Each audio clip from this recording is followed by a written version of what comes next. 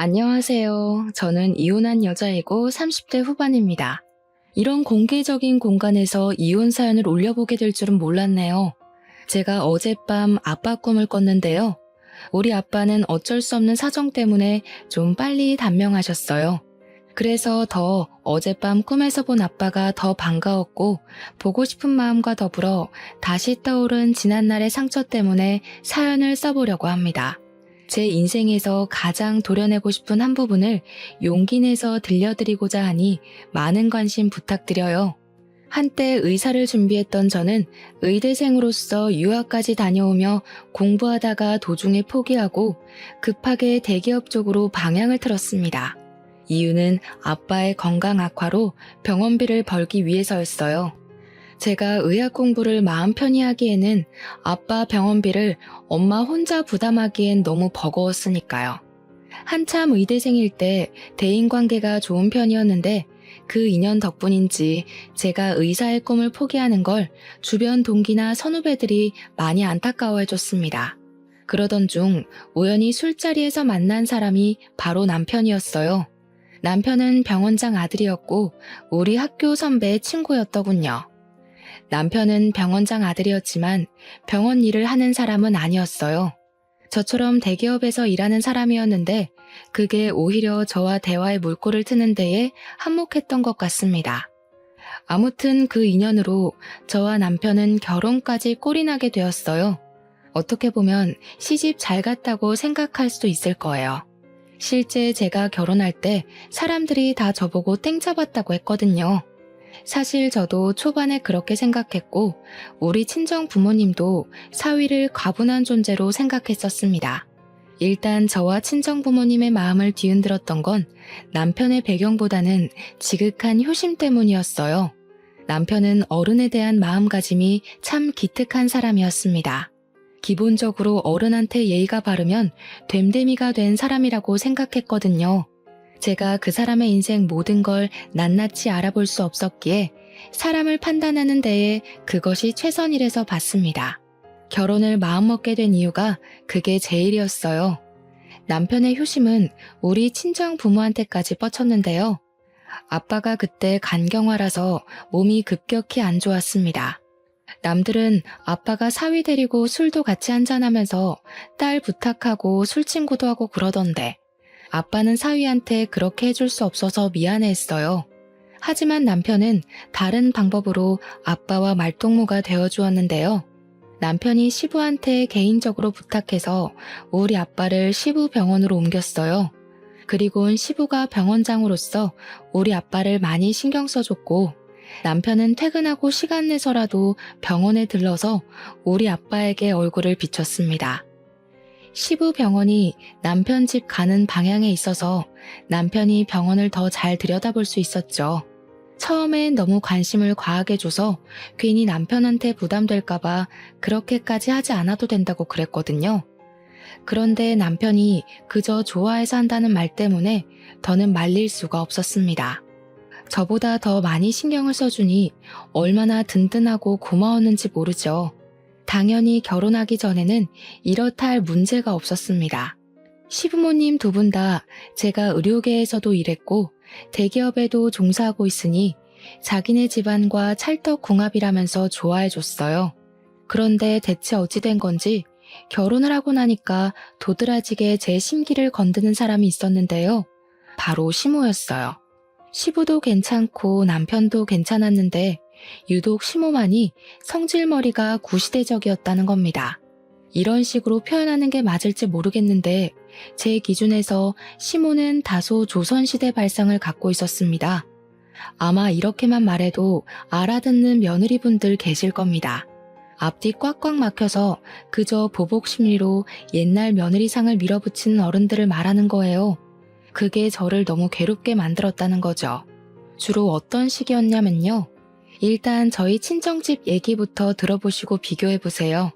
친정을 찾아가면 부모님은 우리 남편을 볼 때마다 늘 부둥부둥해주고 잘 챙겨줍니다.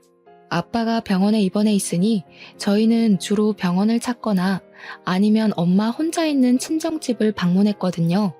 병원으로 가든 집으로 가든 친정 부모님은 저랑 남편이 괜히 마음의 부담을 느껴서 힘들까봐 한 번도 자고 가란 말 한 적 없었고 더 있다 가라며 붙잡은 적도 없었습니다. 섭섭할 만큼 또 언제 올 거냐고 물은 적이 없었죠. 친정 부모님도 분명 우리랑 더 오랜 시간을 보내고 싶을 거예요. 부모들 마음이 다 비슷하지 않겠습니까? 그런데도 저희 부모님은 꼭 2~3시간 얼굴 보는 걸로 족하다며 빨리 헤어지려고 했고 그걸로 모자라 가끔씩 우리에게 와준 걸로 고맙다며 용돈도 주고 식사도 대접해 주었어요. 저랑 남편은 친정 부모님한테 가면 그저 품 안의 새끼들이나 다름없었죠. 그래서 제가 더 시댁을 조선시대 발상에 갇힌 곳처럼 갑갑하게 느꼈는지도 몰라요. 시댁은 친정과 완전히 반대되는 분위기였습니다. 간섭이랑 잔소리는 기본이었고 희한하게 며느리에게만 계급을 나눴습니다. 가장 하찮게요. 우선 시모가 남편과 저를 대놓고 차별했는데요. 남자와 여자가 할 일이 나눠져 있다고 생각하는 사람이었어요. 당연하겠죠. 시모가 그런 시집살이를 당했을 테니까요. 그리고 명절 때면 시댁에 내려가는 것까진 당연하게 받아들일 수 있었어요. 하지만 시댁에 가서 무조건 1박 2일 자야 하는 건 좀 힘들었습니다. 우리 집이 시댁과 그리 먼 곳도 아니었거든요. 근데 시모는 원래 시댁에서 자는 게 도리라고 고집을 엄청 부리세요. 그러면서 친정에 가는 건 그렇게 눈치를 주셨죠. 그래도 친정에 갈 수 있는 것만으로도 다행이었습니다. 결혼 후 첫 명절 땐 3박 4일 통째로 시댁에 잡혀서 일을 해야 했거든요. 그땐 친정에 아예 못 가서 친정 부모님한테 얼마나 죄송했는지 모릅니다. 친정 아빠가 몸이 성치 않아서 같이 있을 수 있는 한 무조건 가족끼리 시간을 많이 보내고 싶어서 더 속상했었어요. 그래도 남편이 제 사정을 알고 있었기 때문에 안 좋았을 제 마음을 이해해 줬습니다. 그래서 2번 다신 명절 통째로 날리는 일 없도록 남편과 잘 합의 봤어요. 첫 명절엔 시모가 갑자기 아픈 바람에 어쩔 수 없는 상황이라 저도 남편의 마음을 이해해줬죠. 아마 그 뒤로 시모가 제게 친정 가는 걸 더 눈치 줬던 걸로 기억합니다. 그리고 시모는 손주 문제 가지고도 사람을 피곤하게 만들었어요. 어떤 날엔 아예 나를 잡아서 귀에서 피가 날 만큼 주야장천 얘기하시더라고요. 그때는 저랑 남편이 일하는 데만 치중하고 있었을 시기라서 아직 아이 생각이 없었거든요. 이러한 생각을 남편과 제가 각각 시모한테 전달했는데도 시모는 저희 입장을 들을 생각도 안 했습니다. 결혼 반개월 지나고부터 거의 매일 저녁 전화를 해서 아이 얘기를 하더라고요. 이러니까 젊은 사람들이 문제라는 거야. 요즘 같은 저출산 시대에 아이를 낳을 수 있는 몸이면 낳아야지. 낳고 싶어도 못 낳는 사람이 얼마나 많은지 알아? 너는 대체 왜 그 축복을 미룬다는 거냐? 나중에 나이 들어봐라. 낳고 싶어도 못 낳는 여자 된다고. 어머님, 그것도 준비가 됐을 때 만들어야 축복인 거죠. 저랑 남편이 누누이 말씀드렸잖아요. 벌써 아이 만들면 저 일 쉬어야 되는데 그럼 남편 혼자 나가는 돈들 감당해야 된다고요. 저희 아빠 병원비도 계속 나가고 있고요. 이런 상황에서 아이까지 낳으라뇨. 얼마나 빠듯하겠어요. 너는 어떻게 그냥 좀 한 번에 알겠다고 하는 법이 없니? 다 시끄럽고 우리도 손주는 봐야 할 것 아니냐. 솔직히 올해는 안 넘겼으면 싶구나. 나도 손주 한 번씩 봐주고 하려면 하루라도 기운 있을 때 해줄 수 있다고. 제가 시모한테 내 자식 봐달라고 한 것도 아니었고 제가 따로 육아를 부탁할 것도 아니었는데 시모는 자기 멋대로 거들먹거리며 제게 현명한 판단을 하라 지적했습니다. 마치 아이를 늦게 낳으면 제 손해라는 걸 강요하고 싶은 듯 보였죠. 저는 책임감 없이 아이 낳고 불행한 삶을 사는 것보단 기본적인 기반은 쌓고 전진하고 싶었어요. 안 그래도 아빠 건강이 갈수록 안 좋아지던 때라서 예민했거든요. 그 상황에서 무슨 아이를 만들겠습니까? 제가 같은 답을 몇 번이나 했는데도 시모가 매일 저녁마다 이렇게 전화질을 해대니 도무지 스트레스를 안 받을 수가 없었습니다. 그렇다고 제가 어디 털어낼 수 있을 곳이 있나요? 그나마 말해봤자 남편한테 하소연하듯 얘기할 뿐이었는걸요. 남편한테 얘기한다 한들 남편이 시모에게 경고를 주는 것도 아니었으니 스트레스가 해결되는 것도 아니었거든요. 우리 엄마가 또 그랬구나. 나한테는 그런 소리를 안 하니까 내가 엄마한테 먼저 얘기하기도 애매하네. 괜히 엄마한테 손주 얘기 좀 그만하라 했다가 당신한테 불똥이라도 튈까 싶어서 못하겠어. 당신 안 그래도 힘든데 우리 엄마가 성질까지 부리면 더 벅찰 거 아니야. 나도 뭐가 정답인지 모르겠다 이젠. 그냥 아빠 걱정만 하고 싶은데 자꾸 어머님이 중간에 정신을 회방 놓아서 요즘 내가 무슨 생각을 하면서 걸어다니는지도 모르겠다니까. 어머님 대체 나한테 왜 그러시지? 내가 마음에 안 드시나? 그럴 리가. 그랬으면 진작에 결혼 방해했지. 지금 당신 상황 힘들어서 그런가 자꾸 안 좋은 생각만 하려는 것 같네. 일단 임신 부부는 내가 대신 고민해 볼 테니까 걱정하지 마.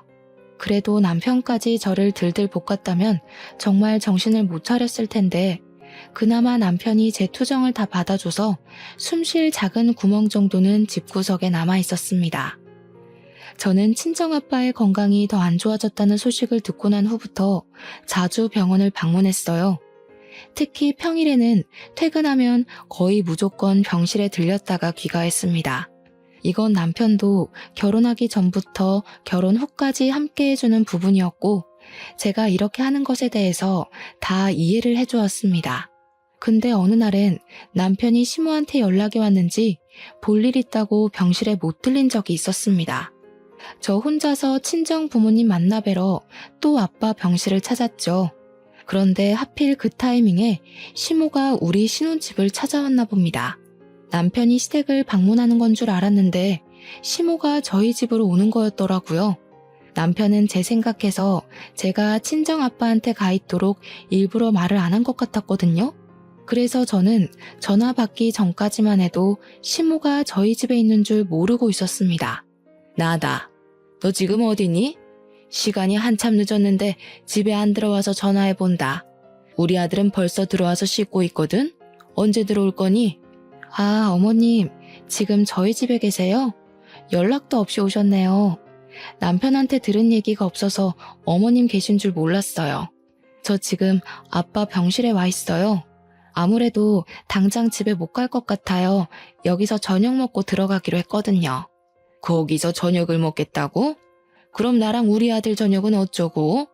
난 당연히 너 오면 저녁상 받아 먹을 줄 알고 빈손으로 왔단 말이다.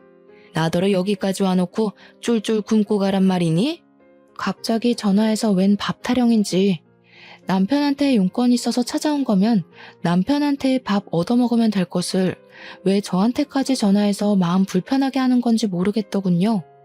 평소에는 저희 집 물건 잘만 뒤지고 냉장고 점검도 불시하면서 좀 만들어 먹던가 아니면 사서 먹으면 되지 않나요? 제가 없다고 굶어 죽는 것도 아니고 원래 제가 시모에게 식사를 늘 대접했던 사람도 아니었거든요. 그러니 더 느닷없고 당황스러웠어요.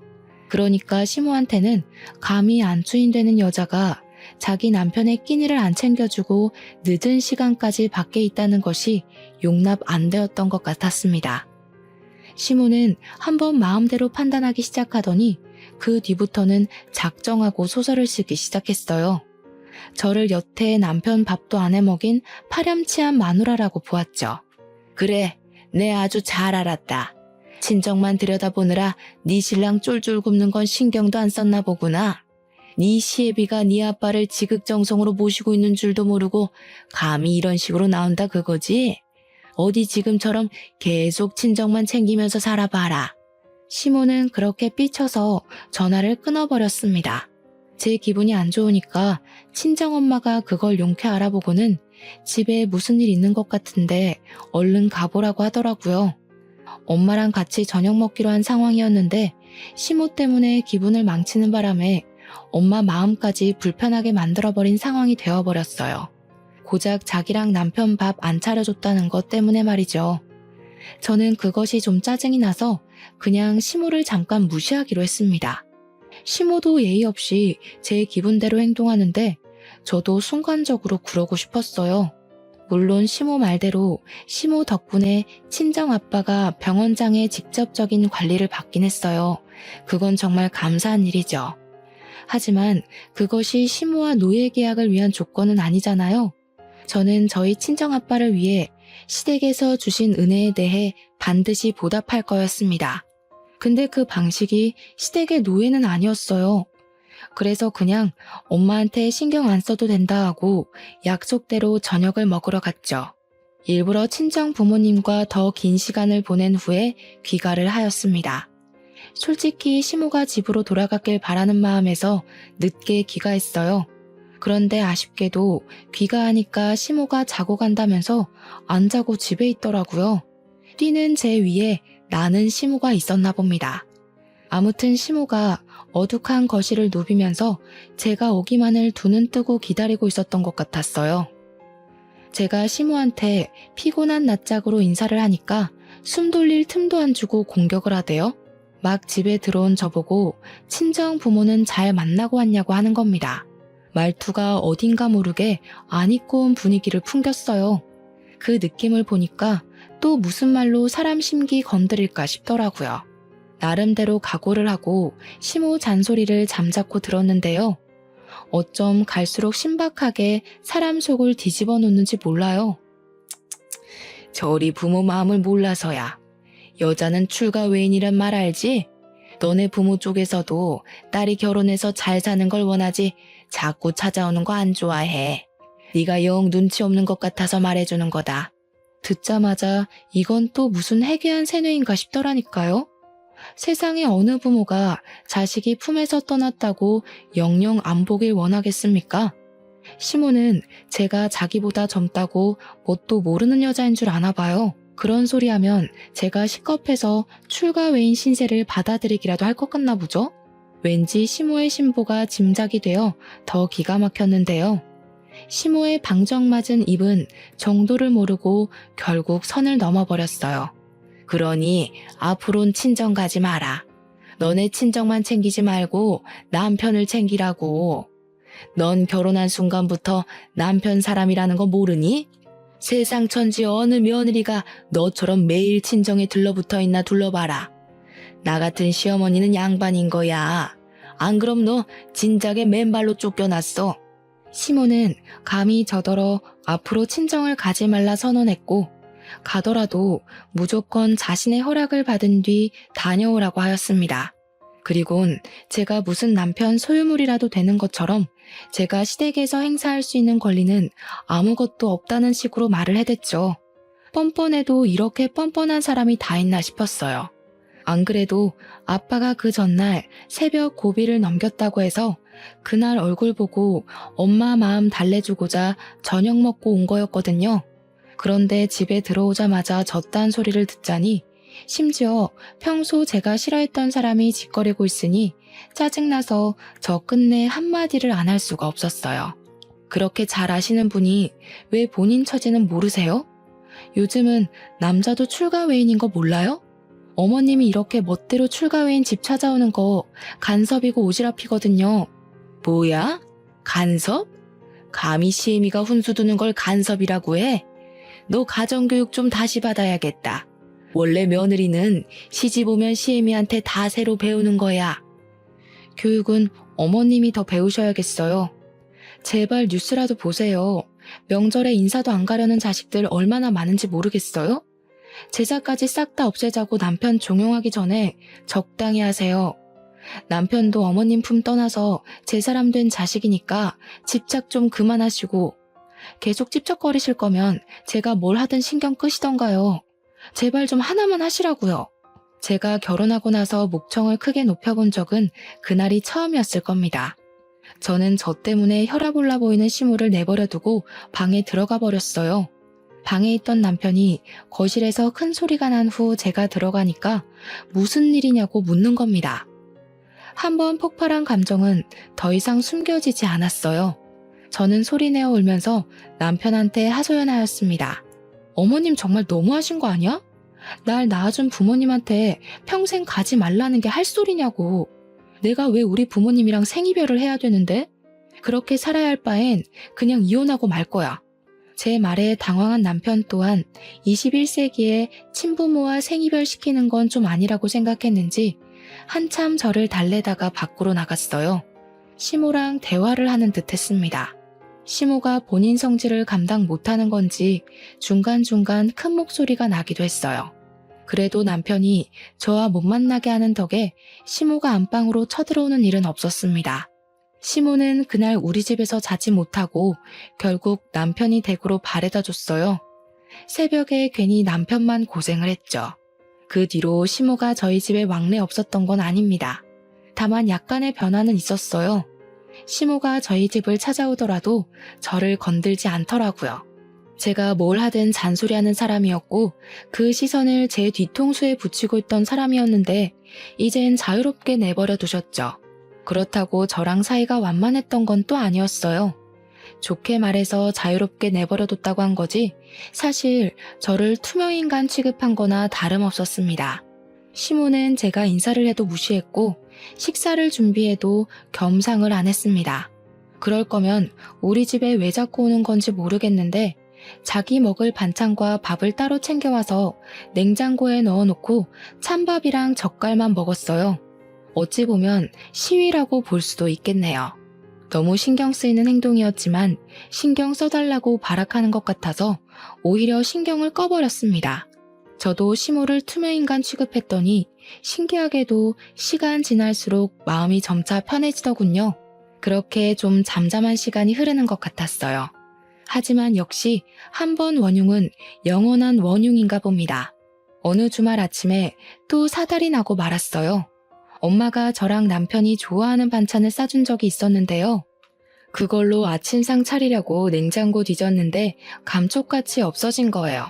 제가 분명 잘 보이는 곳에 놔뒀기 때문에 못 찾을 리는 없었고 저 아니면 손댈 사람도 딱히 없어서 사라질 이유도 없었거든요. 근데 신기루처럼 없어졌길래 참 귀신 고칼 노릇이라 생각하면서 냉장고를 뒤졌는데요. 그때 시모가 어슬렁거리며 뒤늦게 주방으로 들어오더라고요. 그 순간 정말 설마 싶은 불길한 촉이 들었습니다. 그래서 시모한테 다짜고짜 반찬 어디 갔냐고 물어봐 버렸어요. 아, 그거? 곰팡이가 폈는지 냄새가 이상해서 다 갖다 버렸다. 대체 얼마나 묵혀뒀길래 음식 썩는 줄도 모르고 그렇게 처박아 둔 거니? 친정 신경 쓰느라 이젠 집안일까지도 점점 뒷전되는 거냐? 뭐라고요? 반찬이 썩다뇨. 그거 엊그제 챙겨온 건데 무슨 소리 하시는 거예요? 친정엄마가 남편 좋아하는 반찬까지 챙겨서 주신 거라고요. 응? 엊그제? 그럼 포장이 허술했나 보네. 분명 쉰내 났었어. 근데 앞으론 너네 엄마한테 그런 거 싸주지 말라고 해라. 내가 조금 맛보니까 간이 옳지도 않고 속만 버리겠더라. 그리고 너도 친정엄마한테 반찬 받아오는 습관 버려. 안주인이 직접 음식을 할 줄 알아야지. 너무 어이가 없어서 말문이 막힌 저를 두고 시모는 신이 나서 입을 나불거렸습니다. 나중에 애 낳으면 애 밥도 친정엄마한테 해달라고 할 거냐면서 끝도 없이 잔소리를 하셨어요. 그동안 제게 시비 못 걸어서 어떻게 참았나 싶을 정도로 악담이 소시지처럼 줄줄 잇따라 나왔죠. 그걸 듣는데 그동안 마음이 괜찮은 줄 알았던 저는 괜찮은 게 아니었단 걸 깨달았어요. 그저 우라가 내면에서 잠을 자고 있었을 뿐이었어요. 너무 화가 나서 아침부터 손발이 부들부들 떨렸던 저는 더 이상 시모가 시모로 보이지 않았습니다. 그 와중에 아침상이나 차리라며 제게 밥주걱을 쥐어주는 시모에게 더는 참지 못하고 주걱 냅다 던져버렸어요. 그리곤 제 분에 못 이겨 아악 소리 지르니까 시모가 놀라서 저를 쳐다보는 겁니다. 저더러 정신 나갔냐고 하대요. 저는 그런 시모에게 다가가 침을 튀기면서 얘기를 했어요. 어머님이 살아계시는 동안엔 손주 코빼기도 안 보여줄 테니까 꿈도 꾸지 마세요. 어머님은 죽었다 깨어나도 손주 볼 팔자 못 되고 시어머니 대우받을 팔자 못 되실 거예요. 제가 그렇게 만들 거예요. 그냥 이대로 뒤치다거리 받아줄 자식 하나 없이 외롭게 늙다 가도록 만들 거라고요. 저도 제가 그런 말을 할 수 있는 사람인 줄 몰랐습니다. 사람이 감당 못할 화를 느끼면 온몸에 기운이 빠지고 주체 못할 만큼 떨린다는 것도 그때 처음 느껴봤어요. 정말 다신 느끼고 싶지 않을 최악의 감정이었죠. 저는 그대로 겉옷만 챙겨서 친정 부모한테로 갔습니다. 친정 부모님을 보니까 눈물이 나서 엉엉 울면서 또 하소연해 버렸어요. 부모님은 병원장인 시부에게 감사해서 사돈으로서 잘하고 싶은데 힘들어하는 저를 보면 가슴 미어지게 미안해서 이도저도 반응하질 못하셨어요. 전 그게 또 제 나름 불효를 저지르고 있는 것 같아서 괜히 죄송했습니다. 조금만 더 참아볼 걸 하고 뒤늦게 후회를 했죠. 그런데 제가 결국 시모를 화날 대로 화나게 했는지 결국 일이 커져버렸어요. 시모가 개념 없다는 건 알고 있었지만 상상 이상인 줄은 몰랐거든요. 근데 정말 어떻게 해볼 심산으로 친정아빠 병실까지 찾아왔더라고요. 당장 내 남편 병원에서 나가요. 내가 전혀 하는 꼬락서니 때문에 도무지 이대로 넘어갈 수가 없네요. 감히 시애미한테 저주를 퍼부었으면 그만한 대가 받을 각오는 했겠지. 시모는 저의 건방이 하늘을 찔러서 더 이상 봐줄 수가 없다며 막무가내로 저희를 쫓아내려 했습니다. 마침 남편이 따라온 터라 남편이 시모의 몸부림을 막고 있었어요. 저 또한 나가서 얘기하자고 시모를 밖으로 내몰았고 결국 이 소란이 병원장한테 올라가 시부까지 등장하는 사태가 발생했어요. 시부가 등장하자 시모는 저랑 남편을 뿌리치고 지원군을 얻었다는 듯 바로 시부의 팔짱을 꼈습니다. 저희 친정 부모님에게 사태질을 하면서 목청을 높였어요. 저 사람들 당장 내쫓아요. 우리가 가족이란 이유만으로 잘해주니까 이 사람들이 주제도 모르고 기어오르더라고요. 아무래도 우리를 호구로 본 것 같으니까 우리한테 까불면 어떻게 되는지 똑똑히 보여주자고요. 조용히 안 해? 지금 여기가 어딘지 몰라서 소란이야? 이 병원에서 당신 얼굴 모르는 직원들이 없는데 쪽팔리게 이럴 거야. 다 큰 어른이 돼서 말이야. 어디서 애들이나 하는 짓을 하고 있어? 여보, 내가 방금 집에서 무슨 일을 겪었는지 알아요? 당신 며느리 되는 년이 나보고 평생 외롭게 늙어 죽을 팔자로 만들 거라고 악을 썼다니까요? 시부는 시모의 가벼운 입을 틀어막으면서 일단 병원장실로 가자고 주위 시선들을 피했습니다. 시모는 당장 자기 편을 들어줄 거라 생각했던 시부가 되레 자기한테 소리치니 좀 당황한 것 같았어요. 그렇게 다 같이 시부 원장실로 간 저희는 그곳에서 시부에게 다시 상황을 설명해야 했습니다. 거기서 당연하게 시모가 먼저 발언권을 낚아챘죠. 시부한테 또 한 번 우리 아빠를 당장 쫓아내라고 소리쳤습니다. 시부는 정신없는 시모 얘기보다 제 이야기를 듣고 싶어 했어요. 저는 시모가 친정엄마 반찬을 허락 없이 버린 것부터 제가 겪은 일들을 전부 얘기했죠. 상황을 모두 들은 시부는 더욱더 시모를 다그쳤습니다. 다짜고짜 우리 아빠를 내치라는 시모의 발언에 그게 지금 말이 되냐고 철없는 소리 하지 말라는 식으로 시모에게 으름장을 놓으셨어요. 시모는 자기 입맛대로 상황이 안 돌아가자 또 자기 성질을 견딜 수 없었나 봐요. 도무지 저의 버르장머리를 견딜 수가 없다면서 갑자기 저한테 달려와 머리채를 잡아 뜯기 시작했습니다. 내가 병원장 3호고 내 아들이 병원 건물 물려받을 사람이야. 감히 니까짓 게 우리 집안이랑 어울린다고 생각해? 너한테는 내 재산 한 푼도 못 줘. 누가 재산을 달라 했나요? 대체 왜 자꾸 자기 망상에 빠져서 저를 괴롭히는지 모르겠더군요. 남편이랑 시부도 시모가 이렇게까지 누굴 미워하는 건 처음 봤는지 말리면서도 많이 당황스러워했습니다. 저는 결국 그 자리에서 엉망진창인 꼴로 오열을 하였어요. 제 처지가 서럽더라고요. 제가 뭘 바라고 가지려다 무너져서 이 꼴이 됐다면 어느 정도 제 처지를 받아들였을 거예요. 그런데 저 아무리 생각해도 대체 제가 뭘 잘못했는지 모르겠거든요. 억울해서 눈물이 너무 나더라고요. 이런 감정으론 도무지 친정 부모님한테 갈 수가 없어서 끝내 인사도 못하고 남편과 함께 집으로 돌아왔습니다. 시모는 시부한테 잡혀서 우리를 따라오지 못했어요. 집에 온 저희의 기분은 그야말로 먹구름 그 자체였습니다. 남편도 그동안 저랑 시모 사이에서 많이 힘들어했더라고요. 그건 미안했어요. 근데 그 때문에 남편이 제게 하는 말은 좀 서운했습니다. 도대체 왜 나한테 그러냐? 둘 다 왜 그래? 그냥 좀 서로 양보하고 지낼 순 없는 거야? 사람 대 사람이잖아. 뭐가 문제라서 그게 안 되는 건데? 엄마는 나이가 많아서 그렇다 쳐. 당신은 엄마보다 젊고 훨씬 깨어있는 사람이면서 왜 이렇게 답답한 짓만 해? 뭐? 그게 지금 할 소리야? 막말로 당신이 중간에서 잘했으면 어머님이 당신 무서워서라도 저런 식으로 못했겠지. 나만 이 관계에 대해 문제가 있는 거라고 생각해? 당신 엄마잖아. 당신 엄마가 이유 없이 나한테 시비 걸고 있는 거 보면 좀 나서서 방패해 줄 수 있는 거 아니야? 나라고.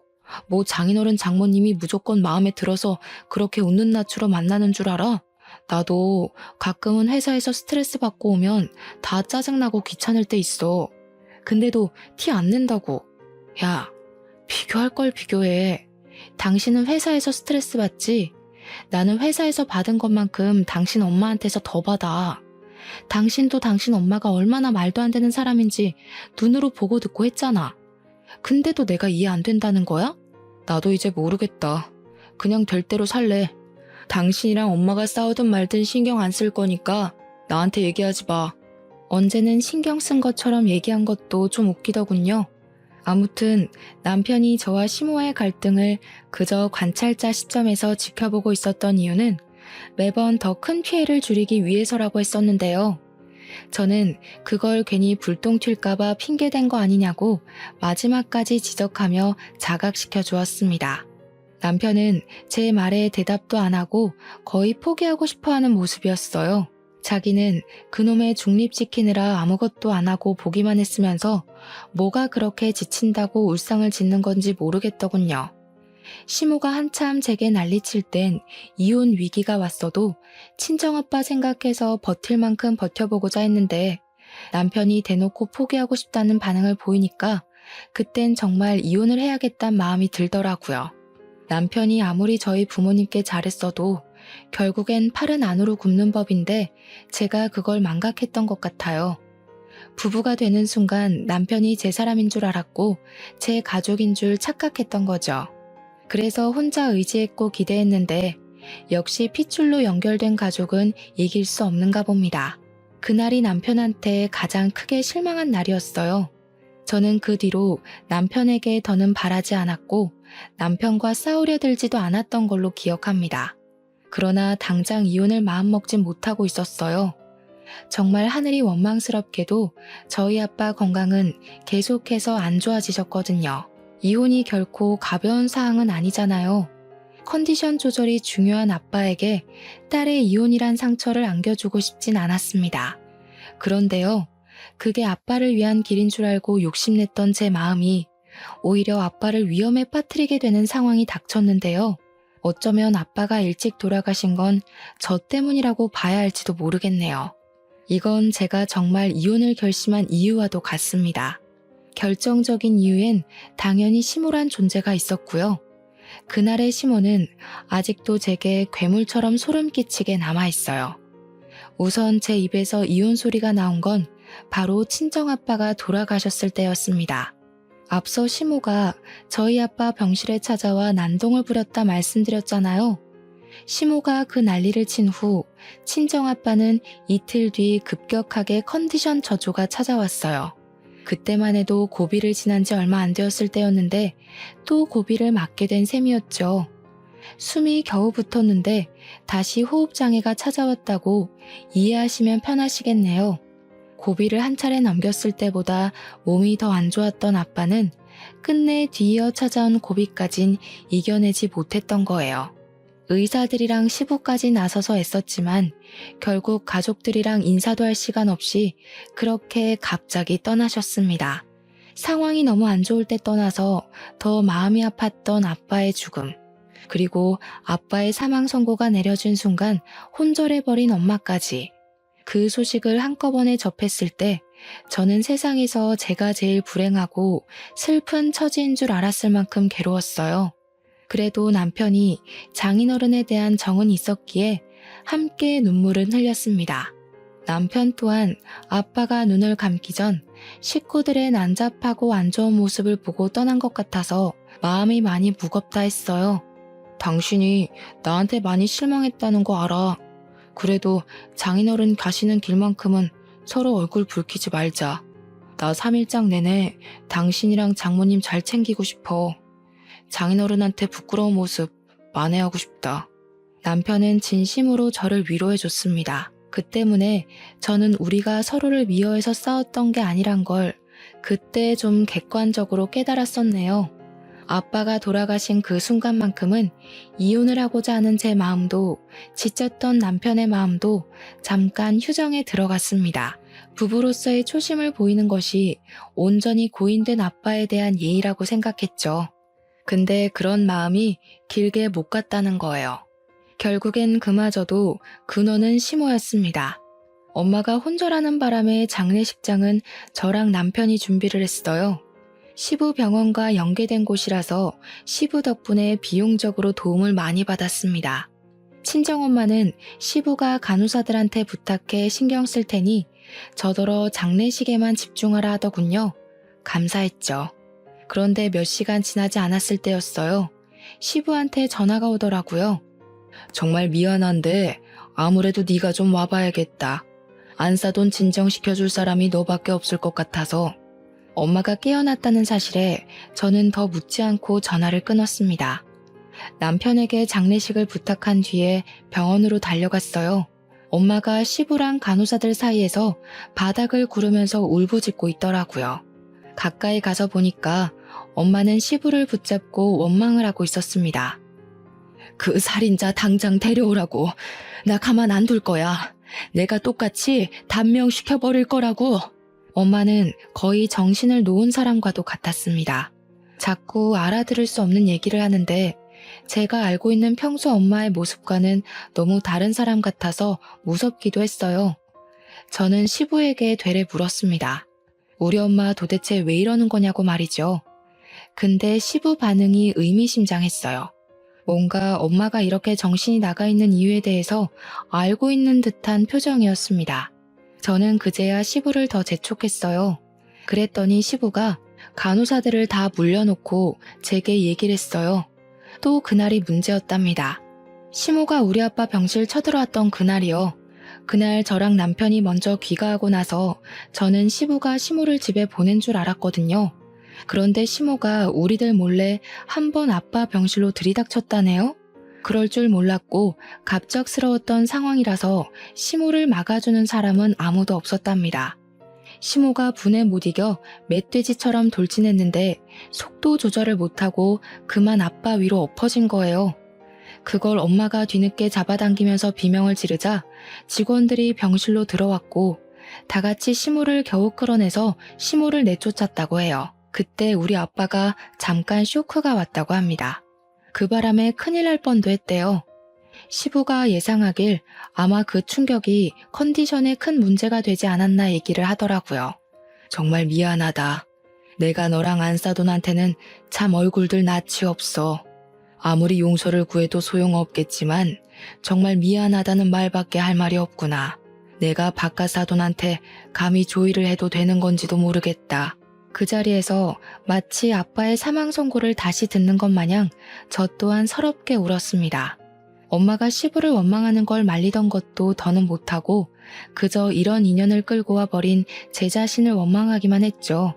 그리고 저는 엄마를 모시고 장례식장으로 갔습니다. 제가 자리를 비운 사이 조문객들이 좀 늘어 있었는데요.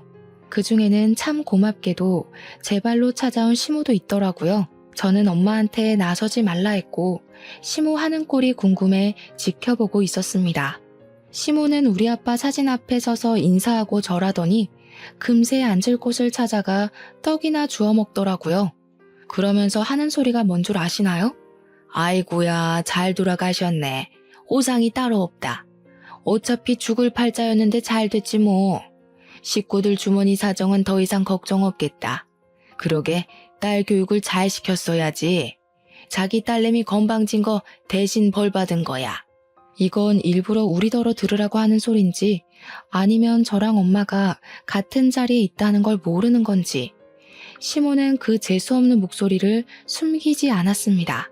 시모의 입방정을 주변 사람까지 다 듣게 되었어요. 근데 주변 식구들은 시모 성질이 개똥 같다는 걸 아나 봐요. 굳이 말 섞으려 하지 않더라고요. 그건 당사자가 아니니까 참아줄 수 있겠죠. 저는 시모의 더러운 주둥이가 욕하고 있는 주인공이잖아요. 어떻게 자기가 죽인 거나 다름없는 사람 장례식장에서 가족들이 뻔히 있는데 저런 개소리를 할 수 있는 걸까요? 시모란 사람은 그저 자기가 하는 말에 대해서 뭐가 잘못된 건지 아예 상식이 없는 것 같았어요. 차라리 말 못하는 개돼지가 나을 지경이었죠. 시모가 자기 앞날도 모르고 떡을 껌처럼 질겅질겅 씹고 있길래 오랜만에 오만정 다 떨어지더군요. 머리 끝까지 화가 났던 저는 이제 그만 시모와의 인연을 정리하려고 움직였습니다. 눈앞에 보이는 접시에 담긴 김치를 들었어요. 그리곤 시모 얼굴에 패대기 쳤고 놀라서 숨 돌리고 있는 시모를 두곤 처먹고 있는 그 떡도 시모 얼굴에 패대기 쳤습니다. 나 지금 그쪽 만난 거 진짜 하늘이 원망스러울 정도거든요? 근데 이제 나만 그런 거 아닐 거라서 이해해 보려고요. 그쪽도 앞으로 나 만난 거 하늘까지 원망하게 될 거예요. 내가 당신 인생 완전 똥통으로 만들어버린댔잖아요. 이 정신 나간 년이 아직도 정신 못 차렸네. 네 아빠 뒤진 걸로도 말을 안 듣겠다? 새파랗게 어린 네가 나를 이길 수 있을 거라고 생각해? 나 병원장 3호야. 내 말 한마디면 지금 네 아빠 장례식도 엎을 수 있다고. 시모 입에서 아빠가 언급되는 게 너무 싫었던 저는 식탁 위에 있던 육개장에 침을 뱉어 시모한테 또 퍼부어줬습니다. 시모는 제가 무슨 짓을 할지 지켜보고 있었으면서도 그걸 못 피해서 처맞고 있더군요. 병원장 3호? 당신 죽을 때는 와서 눈물 흘려줄 식구들도 없게 할 거라 했을 텐데 썩어 빠진 자궁 때문에 겨우 아들 하나 덜렁 낳았으면 며느리 하나 있는 것도 귀한 줄 알았어야지. 자기 노후 시궁창 만들고 싶어서 작정을 하셨네. 이 살인자녀나 어디 원하던 대로 혼자 한번 잘 살아봐봐. 저는 남편한테 가서 내 손으로 시모를 내쫓으면 머리채를 잡을 것 같으니 직접 데리고 나가라고 했습니다. 남편은 제가 시모에게 퍼붓는 동안 지켜보기만 할 뿐 아무것도 못했어요. 시부가 같이 있었는데 시부한테 시모의 행실을 다 들은 것 같더라고요. 저는 제 말대로 시모를 데리고 장례식장을 나가는 남편에게 마지막 인사를 남겼어요. 장례식 끝나는 대로 이혼하자고 말이죠. 남편은 대답 못하고 그냥 가버렸어요. 그렇게 짧고도 버거웠던 3일이 지나고 아빠를 보내드렸습니다. 이후 저는 망설임 없이 남편에게 이혼 소송을 걸었고 시모랑 남편을 대상으로 정신적 손해배상을 청구했어요. 그리고 시부가 손수 건네준 병원 임직원들 증언과 CCTV 영상을 확보로 시모의 행포를 법정에 고발할 수 있었습니다. 시모는 상해치사죄로 인정되어 무려 4년형의 징역을 살게 되었죠. 그 시기에 시부가 시모로부터 이혼 소송을 제기했다고 들었습니다. 저는 시모가 구속되기 전 몸도 마음도 빈털터리가 된 그 꼴을 직접 지켜보고자 법정에 나가 있었어요. 시모는 뒤늦게 제 다리를 붙잡으며 용서를 빌더군요. 살려달라고 구질구질하게 매달리는데 고작 이 천박한 아줌마 때문에 우리 아빠가 일찍 돌아가신 것 같아서 또 화가 나더라고요. 이제 진짜 외롭게 늙어 죽을 일만 남았겠네요. 그게 싫으면 깜빵 친구들이나 사귀어 보시던가요. 혹시 알아요? 지옥 가는 길만큼은 친구들이랑 동행할 수 있을지. 시모에게 붙잡힌 발목을 털어내고 그대로 돌아섰습니다. 역시 시모는 기대를 저버리지 않고 저한테 쌍욕을 퍼부어 주더군요. 참, 그리고 전 남편은 이혼 소송이 마무리되기 전 제게 진심으로 사과하고 싶다고 자리를 마련했었어요. 전 남편이 어른한테 예의가 발라서 좋아했었는데 그 마음이 아내와 엄마 사이에서 중간 역할을 못하는 걸로 연결될 줄은 또 몰랐네요. 어떻게 보면 전 남편과는 참 휴전 같은 만남이었을지도 모르겠어요. 언제 터질지 모를 전쟁 때문에 서로 긴장을 하고 살아야 하는 관계는 결국 이런 결론으로 도달하기 마련인 것 같습니다. 전 남편은 제게 미안하다고도 했고 여전히 좋아한다고도 했어요. 그런데 저를 붙잡지는 않았습니다. 이유는 자기 엄마 때문이었어요. 시부는 피 안 섞인 시모를 버릴 수 있지만 자기는 차마 그게 어려울 것 같다네요. 전 남편은 그런 선택을 할 만도 한 것이 시모가 전 남편에겐 잘했을 거잖아요. 아무튼 그게 저랑 전 남편과의 마지막 인사가 되었어요. 그 뒤로는 제가 결혼을 했었나 믿기지 않을 만큼 흔적도 없이 솔로 생활을 만끽 중입니다. 아빠를 여의고 혼자가 된 엄마랑 당분간 여유를 갖고 좀 쉴까 해요. 저도 엄마도 속을 많이 다쳐서 힐링이 필요하거든요. 행운이 오길 욕심내진 않아요. 다만 앞으로 남은 우리 가족에게 더 이상의 불행은 없길 바라네요. 그럼 이만 글을 마칠게요. 들어주셔서 감사합니다.